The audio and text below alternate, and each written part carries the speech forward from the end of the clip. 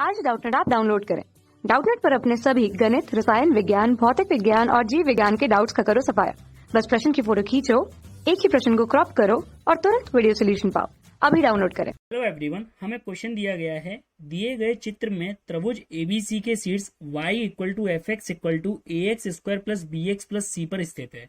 जैसा कि हम चित्र में देख सकते हैं कि त्रिभुज एबीसी के शीर्ष ए, बी और सी हैं, वो कि परवलय y equal to a x square plus b x plus c पर हमारे स्थित हैं। ठीक है ना। तो त्रिभुज एबीसी हमारा कैसा त्रिभुज है? एक समकोण और समद्विबाहु त्रिभुज है। यानी देखो, कोण बी पर समकोण बना हुआ है और समद्विबाहु है। ठीक है। जिसका कर्ण AC 4√2 इकाई है। तब k के पूर्णांक मानों की संख्या क्या होगी जिसके लिए k/2 fx इक्वल टू 0 के मूलों के बीच स्थित है?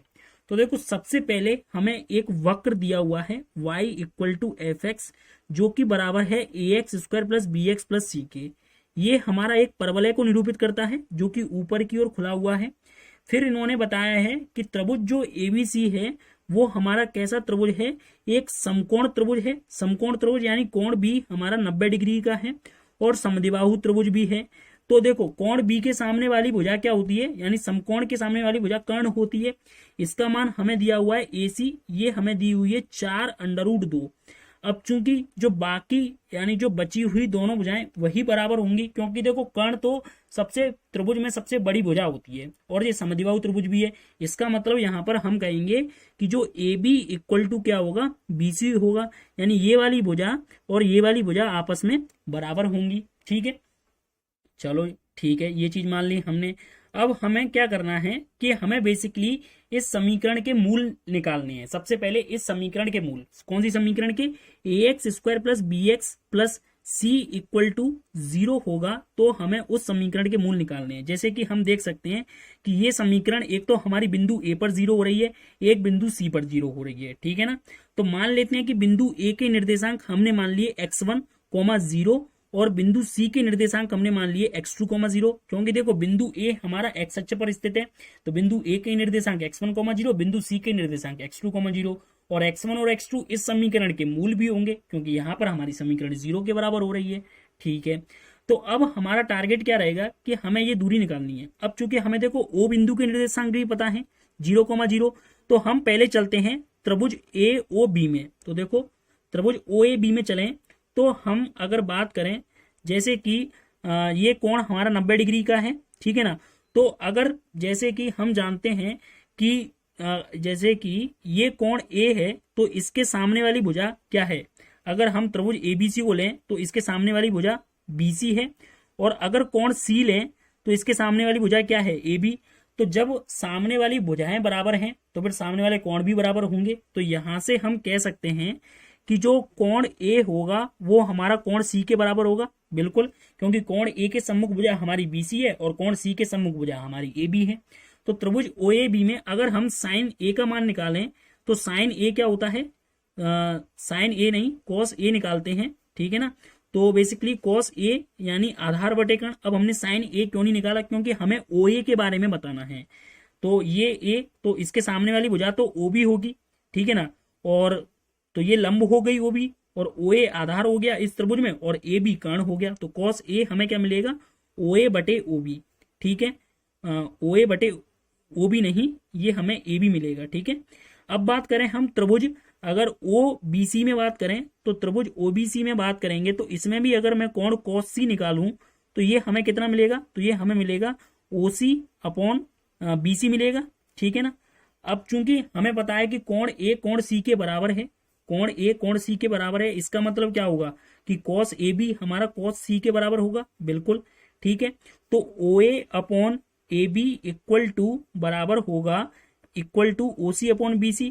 अब चूंकि हमें पता है कि AB तो BC के बराबर है, तो यहां से हम बोल सकते हैं कि जो OA का मान होगा वो OC के बराबर होगा। यानी बेसिकली जो AC का मध्य बिंदु है O। ठीक है। तो अब जैसे कि हमने बिंदु A के निर्देशांक माने थे x1, 0। ठीक है। बिंदु O के निर्देशांक 0, 0 और बिंदु C के निर्देशांक कितने हैं? x2, 0। यही तो माने थे। अब ओ ए इक्वल टू ओ सी है, अब हमें दिया हुआ है कि ये दूरी 4√2 इकाई है, तो यहां से हम अब साफ साफ कह सकते हैं कि देखो ये दूरी कितनी होगी, फिर हमारी 2√2 हो जाएगी, क्योंकि देखो मध्य बिंदु है, ठीक है ना। और यहां से इस बिंदु की दूरी की बात करें तो ये भी दूरी कितनी हो जाएगी, 2√2 इकाई हो जाएगी। क्यों? क्योंकि हमें ये पता चल चुका है कि वो मध्य बिंदु है इनका, तो आधी आधी दूरी हो जाएगी। अब चूंकि अगर हम इन दोनों के बीच की दूरी 2√2 है, तो हम सीधा सीधा बोल सकते हैं कि x1 का मान 2√2 होना चाहिए। लेकिन जो हमारा ये वाला जो बिंदु A है, इसका x निर्देशांक हमारा कौन से चतुर्थांश में है, द्वितीय चतुर्थांश में है। बेसिकली हम ये कह सकते हैं। तो हम जानते हैं कि द्वितीय चतुर्थांश में x कैसा होता है, नेगेटिव होता है। द्वितीय और तृतीय चतुर्थांश में ही तो है।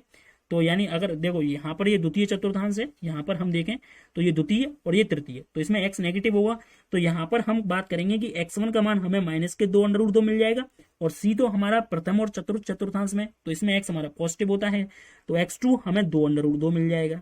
तो बेसिकली हमें समीकरण के मूल मिल गए। समीकरण के मूल क्या है, -2√2 और 2√2, ये मूल मिल गए। तो हमने कहा था कि -2√2 और 2√2 के बीच में k/2 स्थित हो तो k के पूर्णांक मानों की कितनी संख्या होगी। तो देखो हम जानते हैं कि √2 का मान कितना होता है, लगभग 1.414 होता है, ठीक है।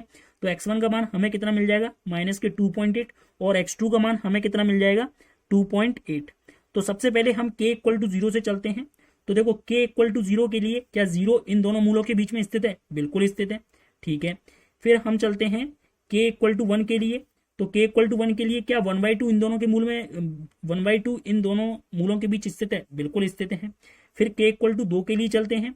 तो 2 के लिए बात करें तो 1 इन दोनों के मूल में स्थित है, बिल्कुल है, ठीक है। इसी प्रकार k = 3 के लिए चलें तो 3 के लिए 3/2 इन मूलों के बीच में स्थित है क्या, बिल्कुल है, 3/2 यानी 1.5 इन मूलों के बीच में स्थित है। ऐसे ही k = 4 के लिए चलेंगे। तो k = जब हम 4 के लिए जाएंगे तो हमें कितना मिलेगा, यहाँ पे 4/2 यानी 2 इन मूलों के बीच में स्थित है। उसी प्रकार अगर हम k = 5 के लिए चलें तो k = 5 के लिए हमें कितना मिल रहा है, 2.5, ठीक है। तो ये इन मूलों के बीच में स्थित है, तो k = 5 भी। अब लेकिन अगर k = 6 लें तो यहाँ पर आता है 3, तो क्या 3 इन मूलों के बीच में स्थित है, नहीं, तो k = 6 हमारा रिजेक्ट हो जाएगा। अब ये तो हमने पॉजिटिव मान ले लिए। अब हम एक बार नेगेटिव की तरफ भी तो चलते हैं। तो उसी प्रकार k = -1, ठीक है, -2, -3, -4 और -5, ठीक है। तो इसके लिए हमारे क्या मान आ जाएंगे, -1/2, ठीक है, -1, -3/2, ठीक है, और -2 और -2.5।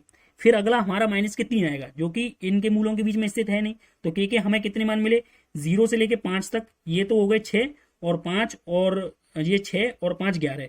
तो टोटल k के पूर्णांक मानों की संख्या कितनी हो गई, k के पूर्णांक मानों की संख्या कितनी हो गई, 11 हो गई, जिससे k/2 fx = 0 के मूलों के बीच में स्थित होगा। यही हमारे क्वेश्चन का सॉल्यूशन है। Thank you. कक्षा 6वीं से 12वीं से लेकर नीट, IIT, JEE वो एडवांस के लेवल तक 1 करोड़ से ज्यादा छात्रों का भरोसा।